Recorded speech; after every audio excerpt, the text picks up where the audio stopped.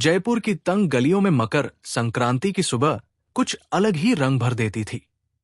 हर छत पर पतंगों की बहार थी।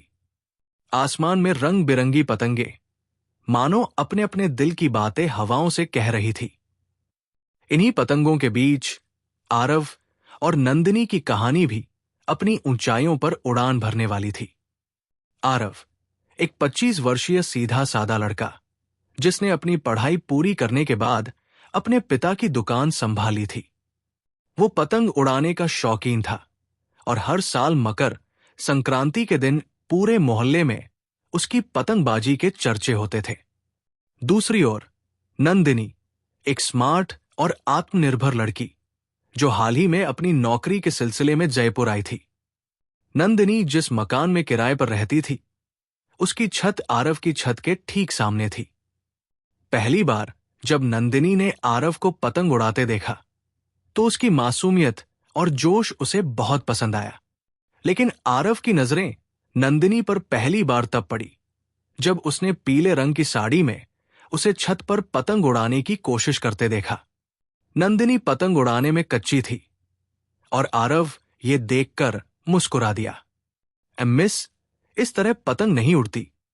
आरव ने छत से आवाज लगाई। नंदिनी ने चिढ़कर जवाब दिया, तो आओ सिखा दो, बड़े उस्ताद बने फिरते हो। आरव हंसा और थोड़ी देर में उसकी छत पर आ गया। उसने नंदिनी को पतंग पकड़ने और डोर संभालने के सही तरीके बताए। नंदिनी ने पहली बार उसकी मदद से पतंग आसमान में उड़ाई और उसकी खुशी का ठिकाना नहीं रहा। देखा, मैंने कहा था कि मैं सिखा दूंगा, आरव ने मुस्कुराते हुए कहा। ठीक है उस्ताद जी, मान गई, नंदिनी ने हंसकर कहा। उस दिन के बाद दोनों के बीच पतंगों के जरिए दोस्ती गहरी होती गई। आरव उसे नए नए करतब सिखाता और नंदिनी अपनी कहानियां और सपने उसके साथ बांटती। धीरे धीरे ये दोस्ती एक मीठे प्यार में बदलने लगी। मकर संक्रांति के दिन जब पूरा मोहल्ला वो काटा की आवाजों से गूंज रहा था, आरव ने नंदिनी को एक खास पतंग दी। उस पतंग पर लिखा था, क्या तुम मेरी जीवन की डोर संभालोगी? नंदिनी ने शर्माते हुए पतंग को उड़ाया और उसकी मुस्कान ने आरव को उसका जवाब दे दिया।